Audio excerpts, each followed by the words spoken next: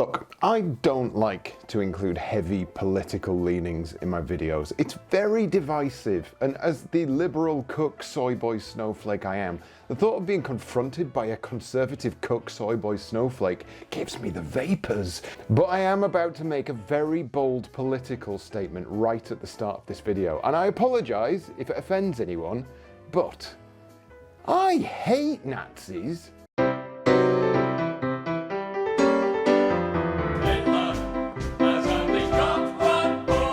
Yeah, I said it. You heard that right. I know half of you watching this right now are absolutely shook by that statement, but I'm just not a massive fan of genocide.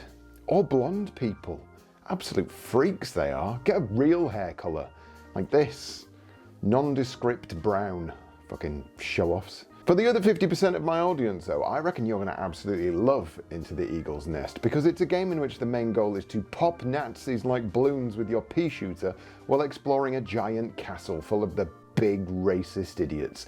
And not, as I thought when I was a child, an actual eagle's nest. Yes, I was an incredibly stupid child. I didn't grow up watching war stuff, you see, that was boring. I watched cartoons about a group of kids who befriended a terribly uncool dinosaur.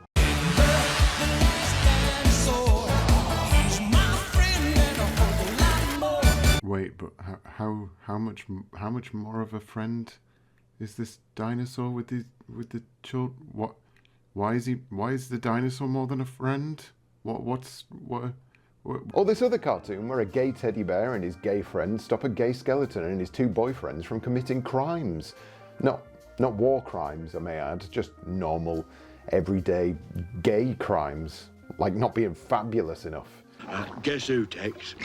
Good joke, isn't it, Tex? So when I came across Into the Eagle's Nest, I took that name quite literally. I didn't understand why all of the eagles I was shooting at looked a bit like blue humans, and I excitedly anticipated a screen where I get to fight a giant eagle that definitely looked like what an eagle is supposed to look like. I'm not even making this up for comedic effect. I literally spent my childhood searching this game about Nazis for a giant eagle to shoot. My GCSE grades were not good. Enough of that though. Into the Eagle's Nest is a simple one, and it's that simplicity that makes it work. There's a consistent sense of progression as you wander through the corridors, mowing down enemies that are the best kind of dumb. I mean, they are quite literally a conveyor belt of fodder. If you're gonna be dumb, you gotta be tough. Their AI is whacked, as in they are just designed to move toward you with zero pathfinding. They will try and march toward you whether you're even in the same room or not. It's like you're a big Nazi magnet and they're all Nazi iron filings. This means you could just stand there pressing the shoot button as they slowly wander toward you, and while it's incredibly dumb, it's also incredibly satisfying watching them burst in quick succession. If this is how we really won the war, then I don't think America should be boasting too much about turning up for the last 15 minutes. War was a piece of piss.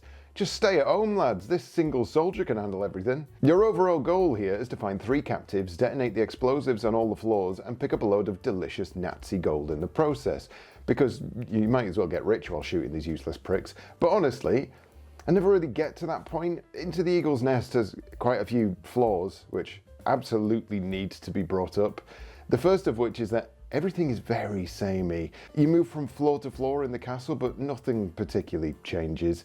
It all looks the same, it all feels the same, and the room layouts don't change a great deal, even though you're consistently getting lost and keep backtracking on yourself by accident. The second issue is that you need to pick up keys to unlock doors. Some doors you can just shoot down, but these metal doors require an actual unlocking device, and the game is quite keen on either leading you toward a dead end that provided literally nothing in terms of reward, or having rooms with more than one door that you can accidentally walk into and unlock, using up a second key you didn't actually want to use. This would be all well and good, but keys are finite, and unless you know exactly where you're going, you can easily lock yourself out of progression because you've now got a bunch of locked doors with 0 ways to open them. That's all I'm going to whinge about though, for once, because Into the Eagle's Nest holds up surprisingly well with caveats. The first thing to point out is that there are 2 difficulty settings. There's not a great deal of difference between them, but it actually makes quite a bit of difference in how it plays.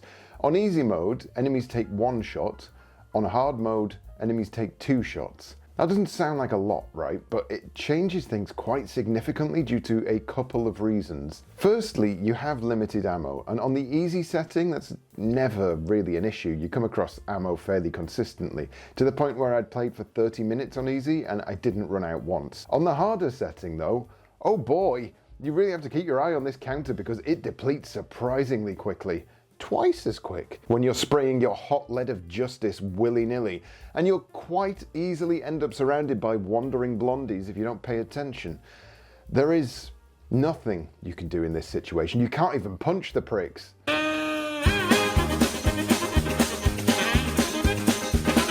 The other thing that 2 shots adds to the game is the increased chance you'll accidentally shoot one of these explosive crates. Do that and it's game over, sunshine. You've just blown everything to Kingdom Come. Technically a win, I guess, if you think about it. This never really comes up as an issue when you're dealing with single shots, because it's easy to simply see how many enemies are there, but with the 2-shot bullet sponge Nazis, there's always a chance you'll overshoot, and it puts you into a position of caution, of worrying that one extra shot will see you completely wreck your streak. The more I played into the Eagle's Nest and the more I thought about my bizarre childhood dilemma of not understanding the complete lack of birds, the more I thought about the thematics of this game in general and how it's all a little bit odd. It feels like this would have made entirely more sense if it wasn't actually set in World War II, but was a survival horror style zombie game. I mean, it just makes infinitely more sense. The enemies literally act like brain-dead zombies. There's that constant worry about ammo. The enemies don't actually shoot at you, so I mean, visually, zombies doing this works a lot better than Nazis doing this. Let me touch your face. And overall, that's what the game feels like. Not necessarily another Gauntlet clone that no one particularly remembers, but a sort of prototype survival horror that more people should remember. Because Into the Eagle's Nest gets a lot of things very right.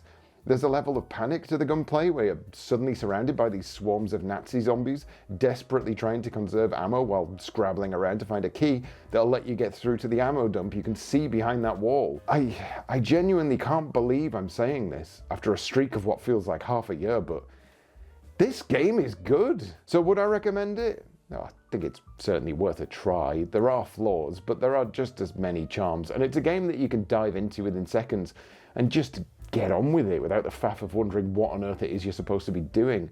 It's not exactly going to blow your testicle off, but come out with an open mind and I think you'll finally agree that Nazis really are awful.